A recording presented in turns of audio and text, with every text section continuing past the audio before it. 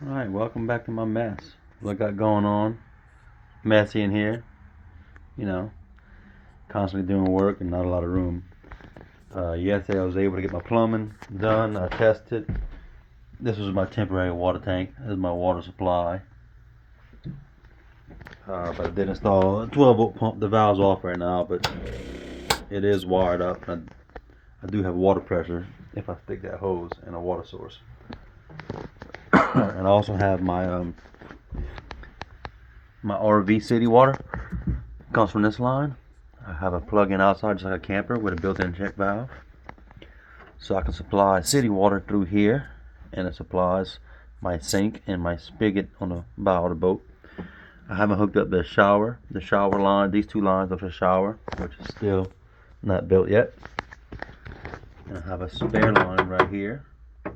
This line runs through the wall, jumps over, and comes out to the wall right there.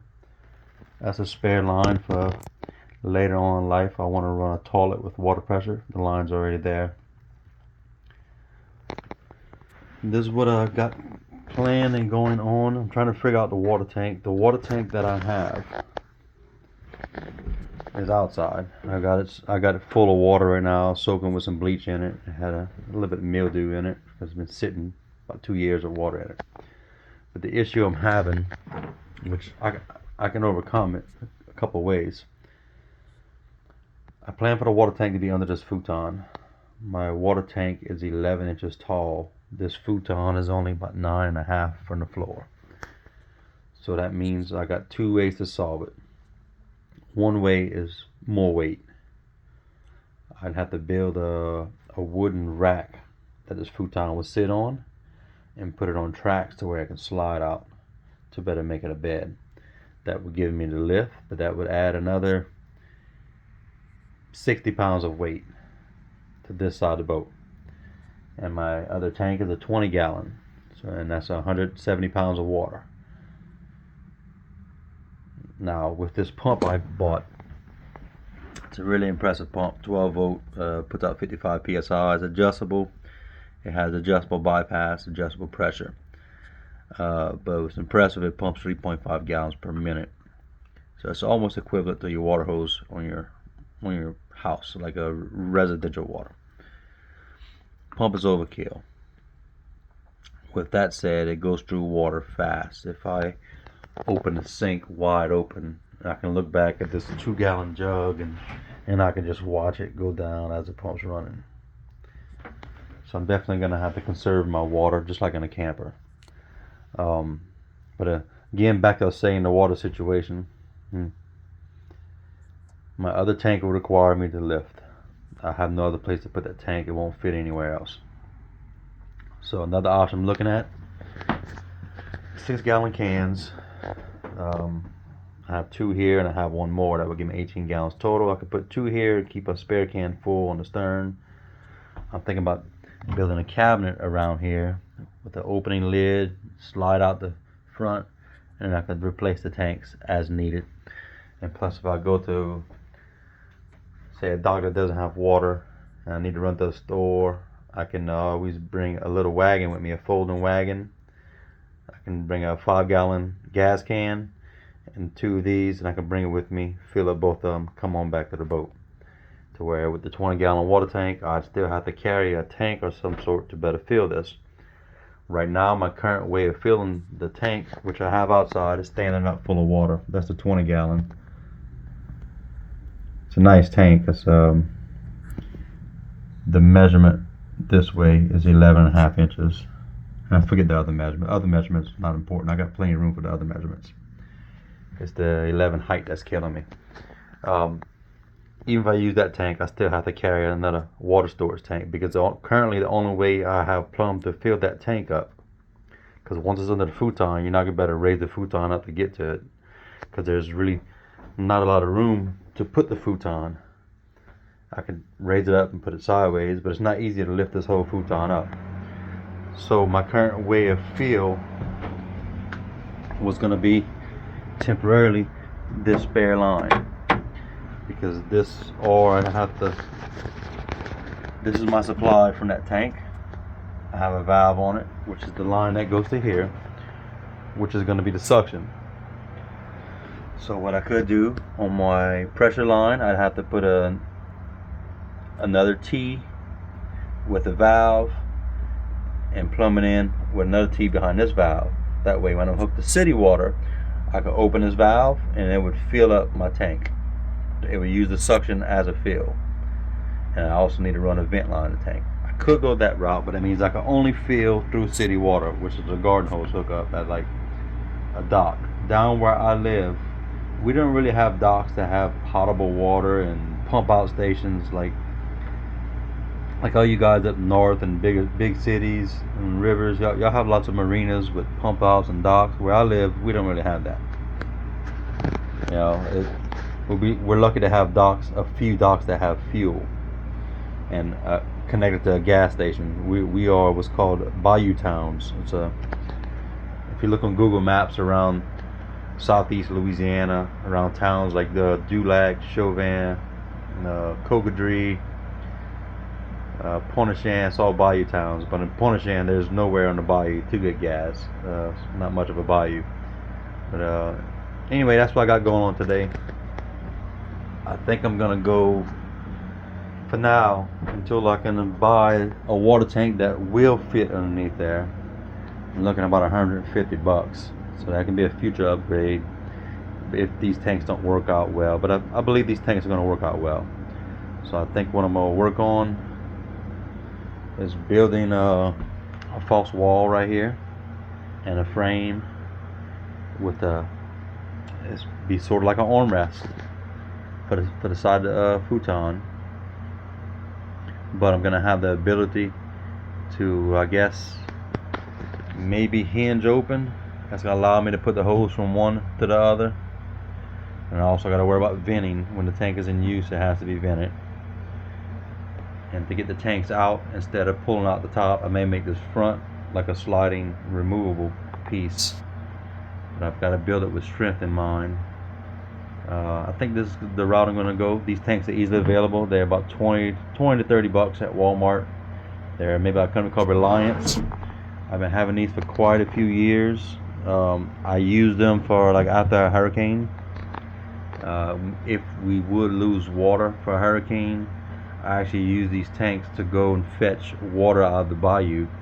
For the first week after a hurricane, the bayou water is good. Still good. It doesn't get contaminated with dead fish. We use that just for flushing toilets. That's what I bought these tanks for. And you know, they've been cleaned, but bayou water doesn't bother me. I'm from the bayou. I swim in it. You know, so if it has a little residual bayou water for me to take my shower and wash my dishes, I'm completely fine. Worst case, I can buy 2 new tanks. But yeah, I think I'm going with that concept. I think that would be my better solution for the future when it comes time to refill. If I'm at a place. Sometimes we have bayous that we can park with or within a half a mile of like a gas station or a convenience store. I could probably get water there. And also, you know, there's some places with those Kentwood machines where you can fill up a 5-gallon bottle. And I even thought about going with a Kentwood bottle, but I wouldn't have the room to put a Kentwood jug in there. I would have to find yet another place to put a jug of water. And since my 3 batteries on that side, I would like to have my water on this side. And then in the rear, my generator is probably gonna go on this side. I don't have the generator yet. It's gonna be about a 50 to 60 pound generator, which means I'm gonna have to put my fuel tank for my engine on this side. I'm not sure on the size of the tank. Right now I have a 3 gallon I could ride all day on 3 gallons. So really a 6 gallon would be all I would really need. But I'm thinking about a 12 gallon. That way I could just fill it up and I wouldn't have to worry about fuel for a few days. Because you know my storage is limited on this vessel. I don't have much room to store 5 extra gallons of fuel and 6 extra gallons of water, so all that's got to get sorted out when the time comes. But that's what I got going on. The plumbing is good. The sink, I don't like the sink a whole lot, as you can see, because the boat's level, it holds water. That's just something I'm gonna have to deal with. My only solution for that would have been to lean the sink. I did push in the bottom of the sink a little bit, but this stainless was tougher to work with than I thought it would be. I did secure my sink. I made some special little clips. Had to fabricate. Let me get a little light here. Let me turn my camera. I don't know if you can see the clips. Probably not. But man, these front clips, they were very difficult to get to. Yeah. Hey, how you doing? These front clips, 3 of them in the front, were very difficult. The rear were easy to get to. They're special made. I had to make them, buy a lot of parts that didn't go together and make it go together. And I don't have my hot water lines hooked up. And the reason being, I had an inline water heater, so I didn't factor buy one into my budget because I have one that's been sitting for 3 years. I tested it about 6 months ago. It worked fine.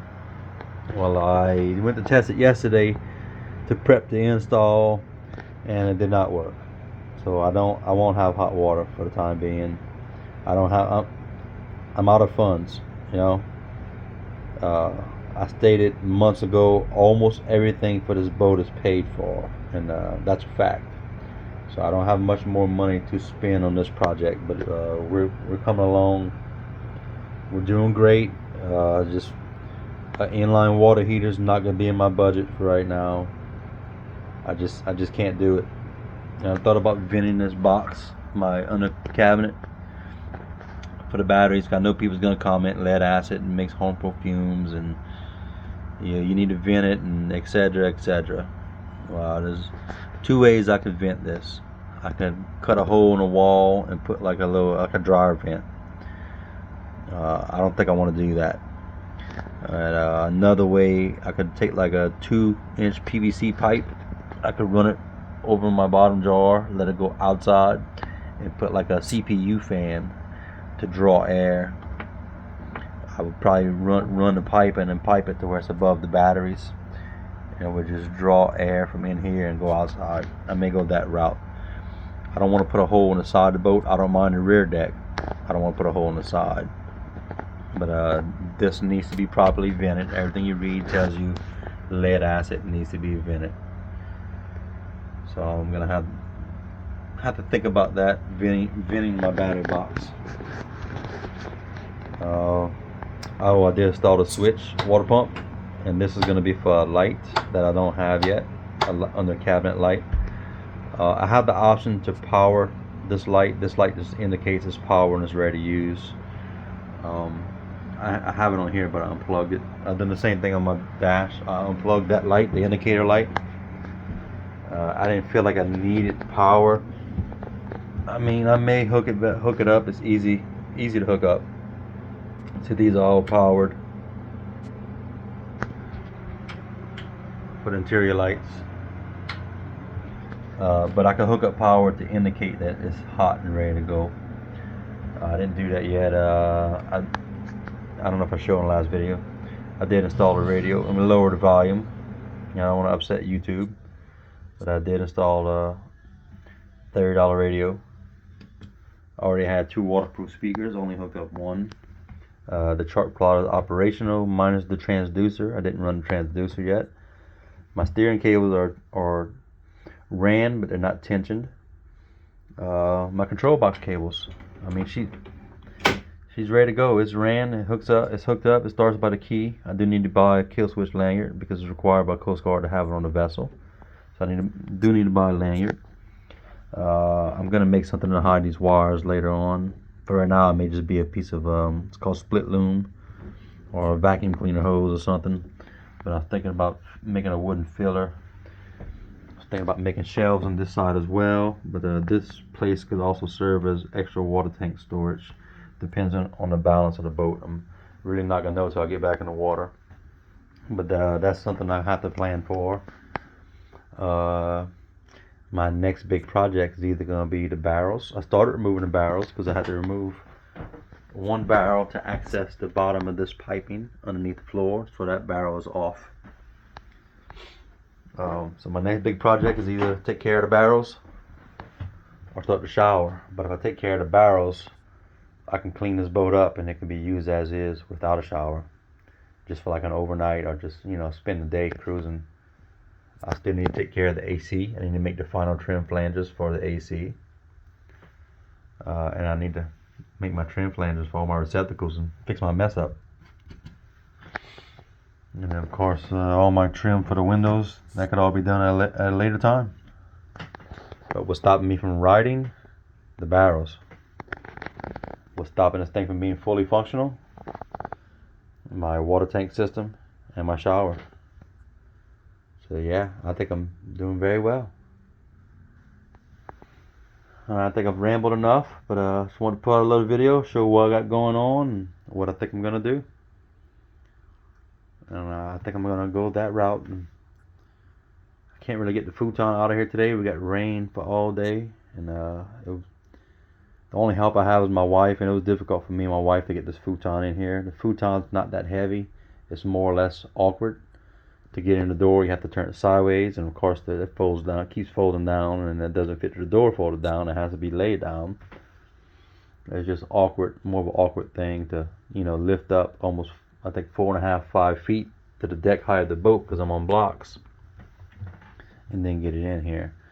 So I think I'll stand it up, fold it, keep it where it stays folded, and slide it in there. After I do some careful measuring, and I'll build a little armrest / water tank storage right there. And hopefully the balance of the boat, bow to stern, is good. Before I done the interior, when it was just the shell, the cabin, with 2 adults, I was about 1.25 to 1.5 inches higher on the stern. On the bow than I was the stern. The stern had a lower squat. So that's what made me want to put my batteries further forward, because initially the battery box was going to be outside, because I was expecting to have to add weight to get the bow higher. But it wound up being the opposite. So I have a stern squat to start with, so the batteries are pushed further forward. I don't mind a 1-inch rise in the bow. That's going to be a better ride if I have a rise in the bow instead of the bow being low. You don't never want the bow low on a boat, especially pontoons. So yeah, I'll see you on the next one. I'll update when I got something that's worthy of an update. Thank y'all for stopping by.